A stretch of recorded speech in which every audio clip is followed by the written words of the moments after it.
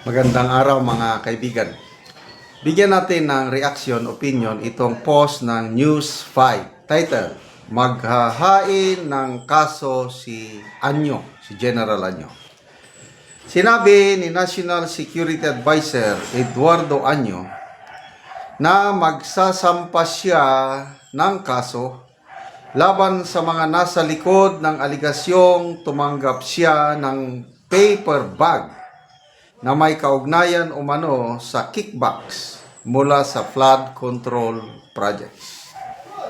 Iginiit ni Anyo na pawang malisyoso at walang lagdang affidavit ang paratang at tiniyak na pananagutin ang mga nagpakalat nito upang maprotektahan ang kanyang reputasyon.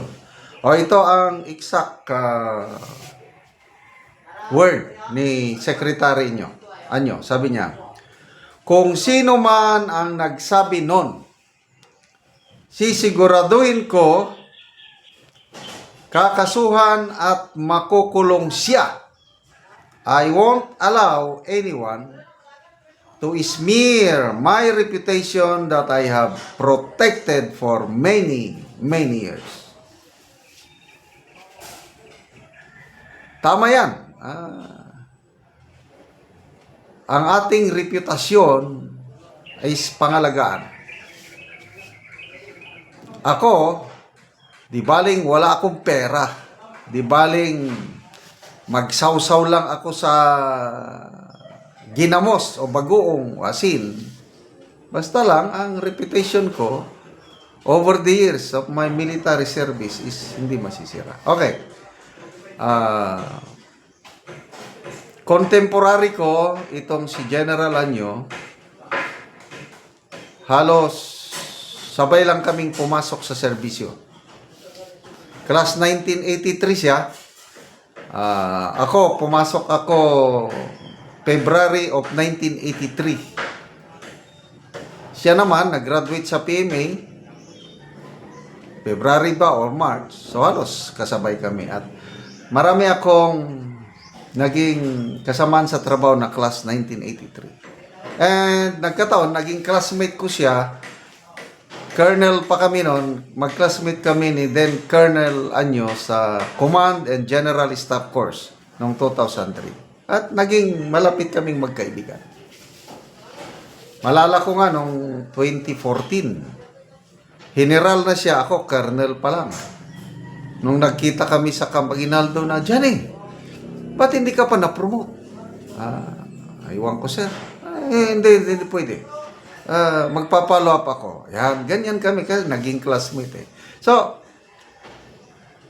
in fairness kay General Anyo, yung military service niya, talagang very professional. Walang kasi mabait siya eh. As in, mabait. Hindi siya politiko. So hanggang na-appoint siya as Chief of Staff, tuwan-tuwa ko. And then after his tenure as Chief of Staff, naging DILG Secretary, naging katulong ni Tatay Digong. Tuwan-tuwa ko. Kailang, ito na, medyo naiba. Nung kinidnap nila si Tatay Digong, tapos kasama siya sa binanggit ni Secretary John B. Crimolia sa group effort. Wala na. Although dininay niya yun. Wala, hindi ako kasama dyan. Denial. So dito na nagsimula ang maraming nadismaya kay General Anyo. Ulitin ko yung military service niya, yung paging DILG secretary niya, pag-serve niya kay PRRD noon, hats off ako, saludo. Ang ganda ng reputasyon niya. Nagsimula na lang siyang mamantsahan ang kanyang reputasyon nang dahil sa kidnapping kay Tatay Digong. Ito, tingnan natin ang reaksyon ng taong bayan. Dito mo makikita eh. Oh, ang nag-react, 16,000 people nag-react, 14,000 ang tumatawa. 245 ang galit, 2,200 lang ang nag-like. So, ilang percent? 85%? I'm not sure. 80 to 85 to 90% ang hindi naniniwala sa kanya. Okay? So, basa tayo sa mga comments. Marsicos Boy. Alangan, sino ba ang aamin? Vino Espileta. Kasama daw ikaw sa group effort, sabi ni Mr. Rimulya. Edgar Adriano, reputasyon, meron ka pa pala nun? Rami Moises, only Angelo Reyes has the honor to accept his fate. Yan. Nung lumabas na yung issue sa corruption sa AP, hindi na kayanan ni General Reyes yun. Although hindi maganda yung kunin mo ang sarili mong buhay, at least si General Reyes hindi niya maatim yung kahihiyan, corruption nga nangyari nung kapanahunan niya. Kaya agree ako dito. Only General Reyes, Angelo Reyes, has the honor to accept his fate. Wilson Rendon, ha ha ha, group effort lang yan. Oh, tingnan nyo na itong mga comment. Oh, Lynn Ferrer, go file a case para magkalaman na at mailabas ang ebidensya. Hindi naman takot yung mga Marines. Nandyan naman si Attorney Baligod na abogado nila. Hinahamon nga sila ni former Congressman Mike Defensor. Sige na, sampa kayo ng kaso. Sige, para magkaalaman. Mabuti nga, lahat silang napangalanan, magsampa ng kaso eh.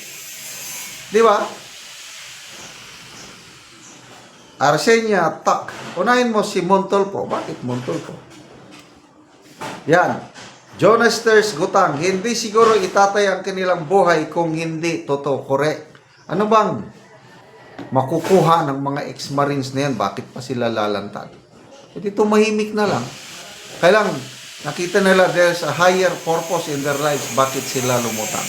Basta ako, saludo ako dito sa 18 ex-marines. Oh, hindi naman lahat marines. Apat hindi. Salamat mga kaibigan sa inyong pagsubaybay sa ating channel. Nakakatulong kayo ng malaki sa tribong Talandig ng Bukidnon dahil ang sweldo natin sa channel na ito is pantulong po sa tribo. Namimigay tayo ng libreng yero at pako para makapagpatayo sila ng mas maayos na tirahan.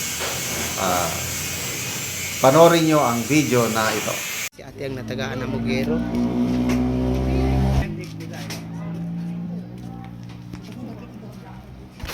So, ano niya ang balay.